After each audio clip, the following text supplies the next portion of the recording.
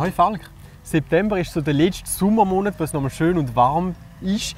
Was sind Themen im Garten? Was hast du für Tipps und Tricks? Hi Tulipan, also wie du gesagt hast, der letzte Sommermonat eigentlich. Es ist der ideale Moment, um noch die letzten Aussaaten zu machen, vor dem Winter. Es hat auch ein paar Tricks, um eine gute Kürbisernte zu haben. Und man kann auch schon an die Konservierung vom Gemüse denken. Fangen wir bei den Aussaaten an. Was kann man jetzt noch sagen? Also jetzt ist der ideale Moment, um die letzten Salate auszusäen, Radiesli, so Sachen. Du musst dir einfach bewusst sein, dass die Gemüse nicht winterhart sind. Also beim ersten Frost sterben sie, also musst du es unbedingt vorher essen. Sonst, wenn du etwas winterhart willst, dann kannst du noch Nüsse aussäen oder Spinat, je nach Lage. Das hebt auch relativ gut. Okay, dann sind wir gemüsemässig eigentlich gedeckt. Biodiversität im Herbst? Biodiversität ist sehr ein wichtiges Thema im Moment. Du kannst jetzt verschiedene Blumen aussäen, zum Beispiel Mohn, Nigella oder Kornblumen. Das sind alles Blumen, die traditionell immer in den Getreidefeldern waren.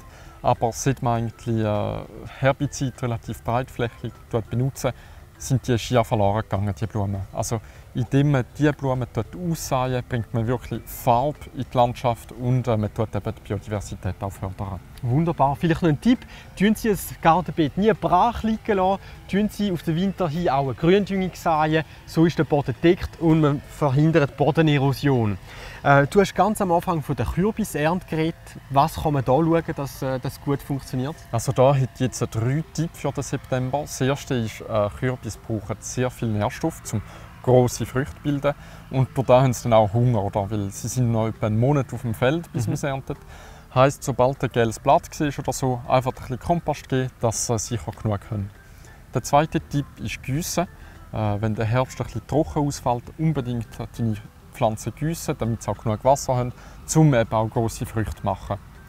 Der dritte Tipp wäre, die Kürbis auf eine Kiste tun oder so, dass sie nicht mit dem Boden in Kontakt sind. Weil wenn sie mit dem Boden in Kontakt sind, fangen sie sehr schnell an zu faulen und das wäre dann natürlich schade. Okay, das ist ein super Tipp, eben Bodenkontakt vermeiden. Der Herbst ist natürlich auch traditionellerweise die Haupterntesaison. Oftmals hat man richtige Gemüseschwämme in der Küche, man weiß nicht mehr, was anfangen mit dem vielen Gemüse. Wie tust du das aufbewahren? Genau, also ja, es wäre ja schade, alles das Gemüse zu ernten und nachher auf den Kompost tun.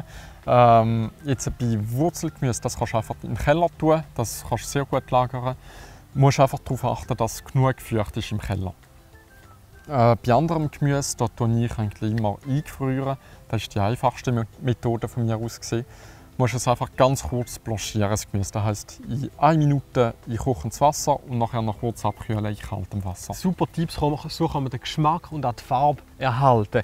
Was gibt es sonst noch für Konservierungsmethoden? Nachher kann man kreativ werden, das kommt dann halt ein bisschen darauf an, was man will. Aber man kann dürren, man kann einmachen oder fermentieren, was jetzt sehr Mode ist. Super, da kann man sich in der Küche richtig austoben, wenn man will.